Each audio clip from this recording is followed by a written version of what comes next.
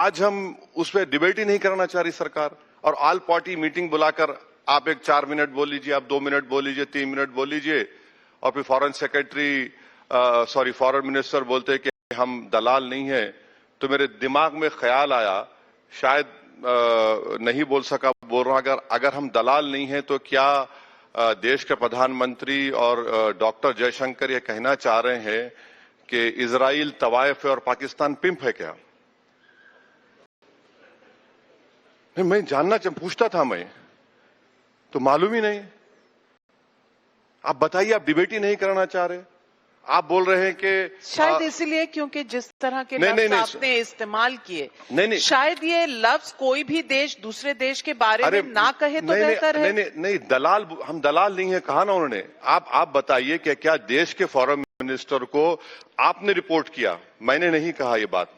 आप तो अंदर थे। नहीं, अंदर था, मैं अंदर था, तब भी बाहर आकर नहीं बोला किसी को। आप लोगों ने रिपोर्ट किया कि दलाल। तो दलाल का मतलब क्या होता है?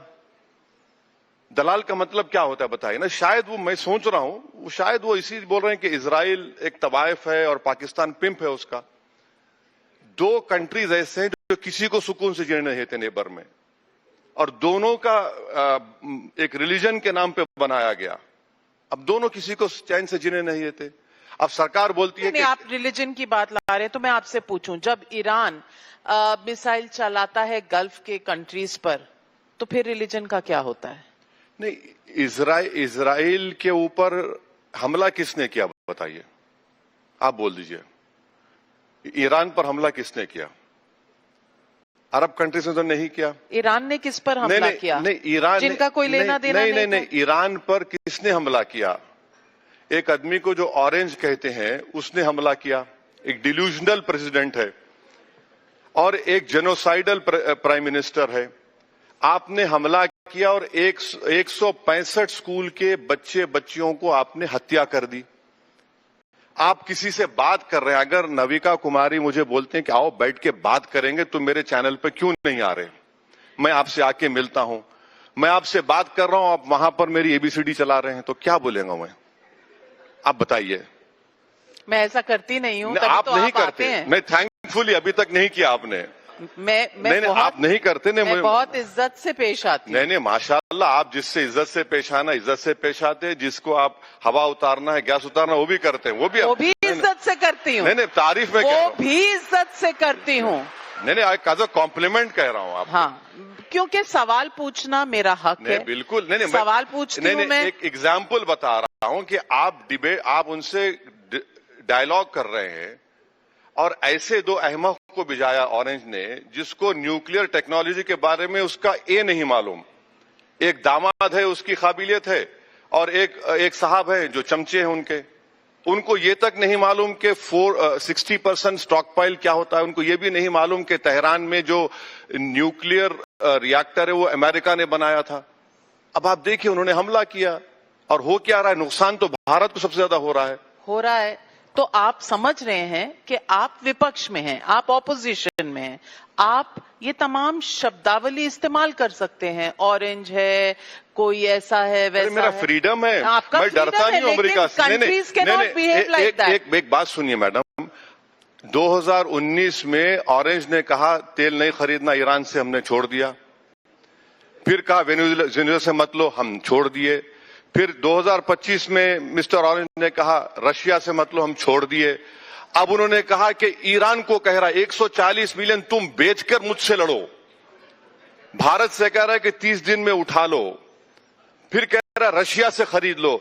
आप मुझे बताइए, ये 56 इंच का नेशनलिज्म है कि हम कोई गोरी चमड़ी वाला हमको अमेरिका से बोलेगा ले लो, हम ले लो, बंद करो तो बंद कर दो? ये कौन से मोहब्बत है देश से? बोलिए आप। ये सवाल आपका जायज है, लेकिन और जायज होता अगर आपका जो दिल है तब भी ये सवाल पूछता, जब यूपीए सरकार में हिलरी क्लिंटन ने कहा था कि ईरान से नहीं खरीदना, और बंद कर दिया गया था, सैंक्शन हो गया था, ईरान के खिलाफ 3 बार वोट किया यूपीए सरकार ने। तो आप कहाँ थे? आप सुनिए, मैं अंदर था। आपका टाई अप था तब यूपीए के साथ, तो सवाल पूछना ही भूल गए। सुन तो लीजिए, आप सुन तो लीजिए। सुन रही हूँ। मैंने पार्लियामेंट में और पार्लियामेंट के बाहर मीडिया से कहा था, यही ईरान था जिसने कश्मीर के मसले को पाकिस्तान उठाना चाह रहा था United nation human rights commission में। ईरान हमारी मदद किया।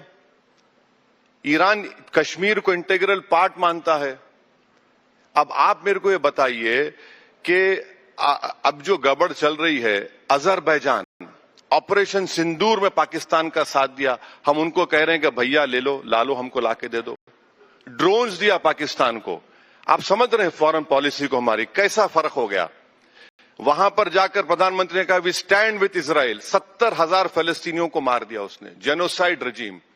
कितने but we also stand with Iran, वो नहीं सुनाई दिया आपको? मैडम देखिए, we also stand with Iran. No देखिए, और आप ऑपरेशन सिंदूर के बाद इस देश में सबने, ओवैसी साहब, आपको एक बहुत नेशनलिस्टिक रोल में देखा है। बाहर के देशों में भारत का पक्ष लेकर गए। मैं हूं, बिल्कुल हूं। लेकिन मैं आपसे आज ये बहुत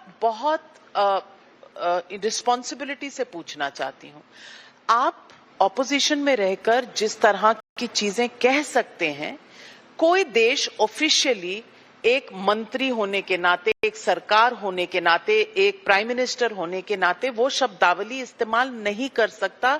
शायद आप इस बात को मैं एक बात बताऊं आपको, स्पेन क्या कर रहा है? छोटा सा कंट्री है, स्पेन क्या कर रहा है? क्या हम इतना भी नहीं बोल सकते कि भाई आप ये बंद करो तमाशा?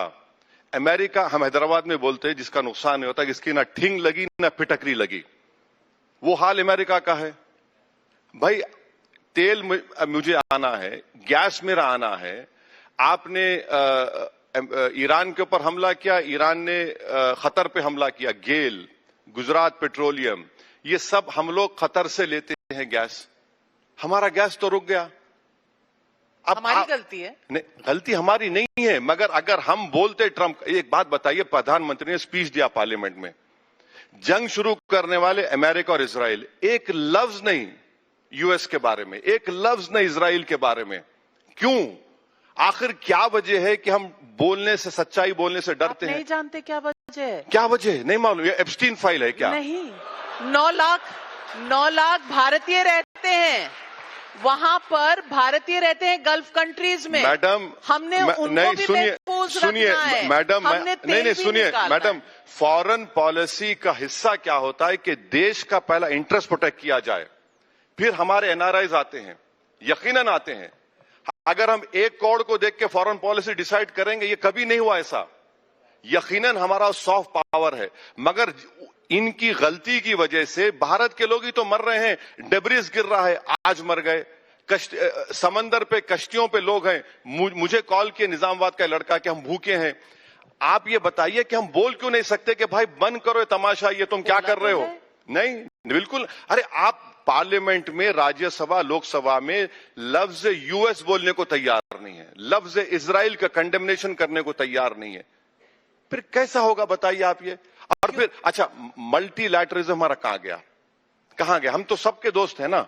We called for de-escalation. That is not enough. No, we are talking to both sides. That is not enough. I'll give you an example of what I am saying. You know what happened? We invited a frigate from Iran.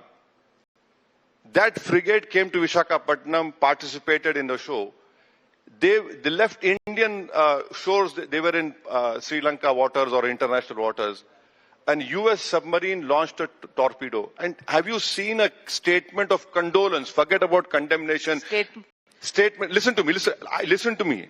Statement of condolence, not condemnation from Indian Navy. No. Why? Who's this US to create this kind of fear amongst us? Our forefathers didn't fight the Britishers for 200 years. That just because a 4-year term president can create this sort of psychological fear in us. Who the hell is he? He'll become a lame duck come December. He'll become a lame duck president. Owaisi साहब, आपकी जो खासियत है ना, आप half truths बताते हैं। अरे मैडम, आपने बोला कम से कम आधी सच्चाई तो बता रहा हूं, कोई वो भी नहीं कर रहा है ना।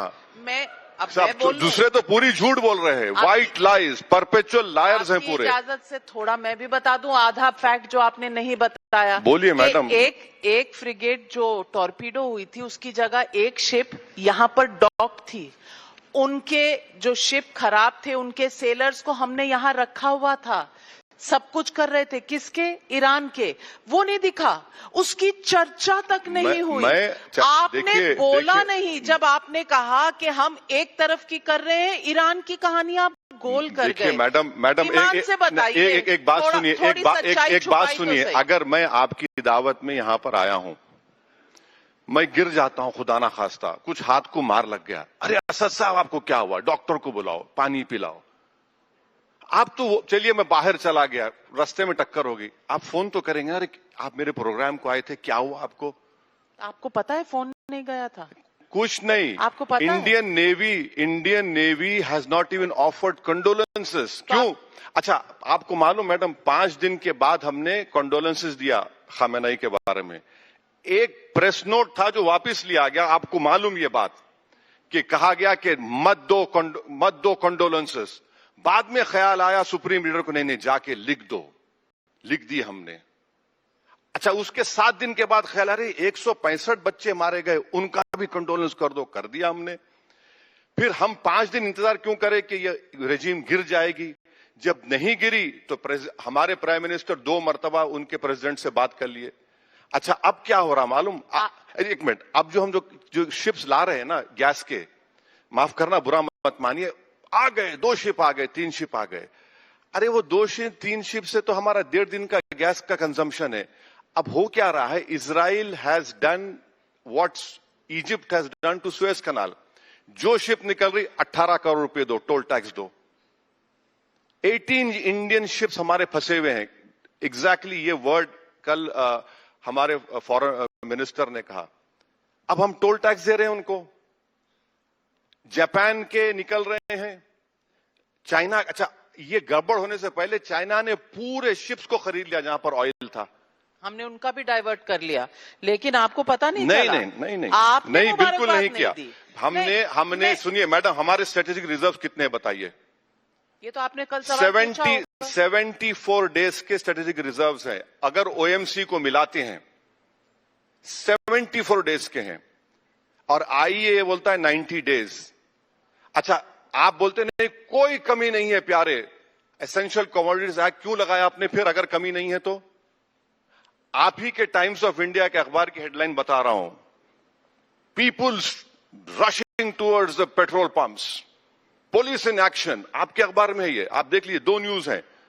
अब मैं इसको क्या बोलेंगे? आप तो झूठ नहीं बोल सकते। नहीं तो मैं इसका बताती हूं। आप ही ने खुद कहा अपने स्टेटमेंट के 24 शिप थे जब वॉर शुरू हुई, अब 18 हैं, मतलब 6 निकली ना, 6 निकली ना वहां से। एक मिनट ओवैसी साहब, थोड़ा मुझे भी बोलने दीजिए। 6 निकल गई वहां से, लेकिन ओवैसी साहब नोट नहीं करेंगे, बताएंगे भी नहीं। एक टॉर्पीडो हो गई, दूसरी डॉक्ड थी, लेकिन ओवैसी साहब टॉर्पीडो वाली की कहानी सुनाएंगे, दूसरी नहीं सुनाएंगे।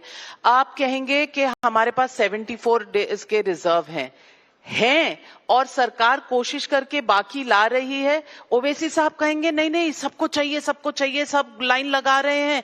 ये नहीं बताएंगे कि भाई बाहर से सप्लीमेंट भी हो रहा है। ये जो एक्शन एस्मा लगाया, नहीं लगाते तो बोलते सरकार को पता नहीं था क्या कि शॉर्टेज हो सकती है, इन्होंने ये क्यों नहीं किया क्लॉज। अब कर दिया तो बोलेंगे कि अरे एस्मा लगा दिया आपने, एसेंशियल सर्विसेज एक्ट प्रोमलगेट कर दिया। चित भी मेरी पट भी मेरी आपकी। ओवैसी साहब, ऑपोजिशन में रहना मुझे लगता है कन्वीनियंट बहुत होता है। चित आपकी पट मेरी। चलिए सुनिए बाप, मार्च 19 ज्वाइंट सेक्रेटरी का स्टेटमेंट है, we import 90% of our LPG and 47% of LNG from Qatar. अब रास फलान has been bombed by Iran. that has alone paralyzed 20% of India's total natural gas imports. Petronet, GAIL, Gujarat की सब long term contracts है, force major हो रहा है। अब आप ये बताइए 10 साल में हमने डाइवर्सिफिकेशन क्यों नहीं किया? आज हम बोल रहे हैं अल्जीरिया से ले लेंगे, ऑस्ट्रेलिया से ले लेंगे, सस्ता है क्या? नहीं खरीदा। अच्छा, मैंने कंप्लीट कर दीजिए। प्रधानमंत्री ने क्या कहा? हमारे पास 53 लाख मेट्रिक टन है।